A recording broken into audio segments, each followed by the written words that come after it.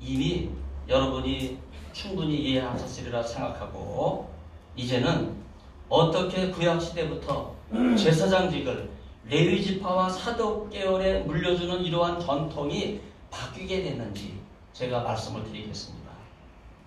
우선 다윗 왕조와 솔로몬 시대를 거치면서 일찍이 제사장직은 레위지파에서 사독계열로 가게 됐는데, 구약학자들은 이것이 사독계열이 부패해서 부정적인 대제사장직을 계승하게 됐다고 하는 것으로 해석을 합니다. 더군다나 이게 정치적으로 결탁해서 여러분이 너무나 잘 알고 있는 안티오코스 에피판에서 4세 아시죠? 정치적으로 막강한 권세를 갖고 있었던 사람인데, 야손에게 돈을 받고 제사장직을 팔고 넬라네우스에게 돈을 받고 제사장을 해결하는 이른바 매점매석과 다를 바 없는 이런 일이 계속되고, 이러한 정치적인 매점매석의 관행이 하스몬 왕가에서는 무려 80년 동안 사독계열이 아니고 다윗 왕조 혈통이 아님에도 불구하고 전혀 엉뚱한 정치인들이 대제사장을 겸하고 왕족이 대제사장을 꿰차는 이런 비극적인 역사가 무려 80년이나 계속되어 있는 거예요.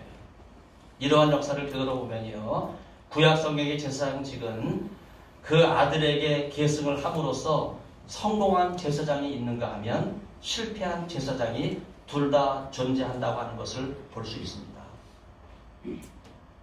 실로, 예루살렘의 예수도, 이스라엘의 예수도가 실로인데, 한나의 기도를 들으셔서 하나님께서 사무엘을 잉태케 하셨는데, 바로 그때 제사장이 엘리잖아요. 그런데 엘리는요, 자녀에게 제사장직을 계승하지 못하고 불행한 최후를 맞이하게 되는데, 그러나 반대로 아론 계열은요, 후손에게 성공적으로 대제사장직을 물려줍니다. 그럼에도 불구하고 자동적으로 대제사장직을 후손에게 물려주는 게 아니에요. 제가 예를 들면 흑인이라는 뜻을 갖고 있는 비느하스는 아론의 손자여 엘르아살의 아들이기 때문에 당연히 제사장직을 자동 계승할 수 있는 사람이라고 누가 봐도 그렇게 여겼던 사람입니다. 그럼에도 불구하고 그때 시딤에 모여있던 이스라엘 백성들이 모압 여인들의 유혹에 넘어가서 바알 부호를 섬기는 우상 숭배가 만연하게 되었을 때, 여러분 이때 비느하스는요, 우리가 볼 때 좀 너무 지나치다 싶을 정도로 이스라엘 백성들에게 헤렘법을 적용합니다. 이 헤렘법이라고 하는 말은요, 히브리 말로 여러 뜻이 있는데 헌신하다, 바치다, 멸절시키다 이런 뜻이 있는데, 우리말은 이걸 하나님의 심판의 법으로 그렇게 소개를 하고 있어요. 그래서 가나안 원주민들의 우상 숭배에 물들지 말라고 하는 강력한 심판의 말씀을 하면서 비느하스가 스스로를 하나님 앞에 굳게 세우고 하나님의 사람으로 귀한 사역을 감당하겠다 이렇게 했기 때문에 그는 선신의 제사장직을 계승할 수 있었습니다. 요한복음 5장을 보면 예수님께서는요, 우리가 외경이라고 알고 있는 솔로몬의 지에서 한 구절을 인용하시는데, 바로 이것을 예수님 자신에게 적용을 하세요. 제사장직의 계승과 관련해서 말씀하십니다.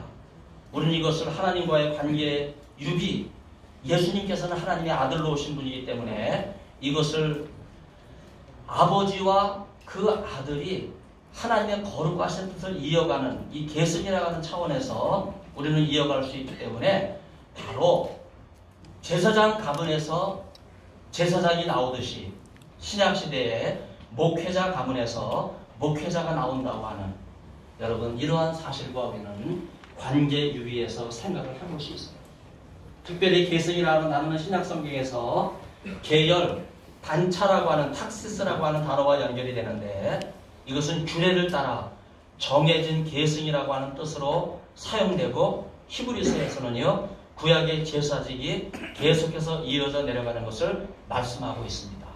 그런데 이러한 계열은요, 한 가지 중요한 차원이 있어요. 사람을 섬기는 게 아닙니다. 하나님을 섬기는 거예요. 그런 점에서 우리가 레이투르곤, 레이투르기야, 예배라고 하는 단어로 이해하고 있지만 사실 헬라어에서 이 레이투르기야, 레이투르곤이라고 하는 단어는요, 섬긴다는 뜻이에요. 봉사한다는 뜻이에요.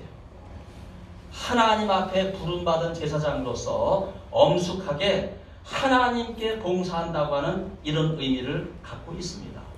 그런 점에서 멜기세덱은 히브리서 6장 20절에 의하면요, 유일무이한 하나님의 대제사장으로 오신 예수님이야말로 하나님을 섬기기에 가장 적당한 분이시기 때문에 영원히 대제사장이 되어 우리를 위하여 성소에 들어가심으로써 지성소의 휘장을 걷어내시고 하나님의 약속을 우리에게 실현시키시는 놀라운 비전을 보여주신 분이라고 그렇게 말씀하고 있습니다.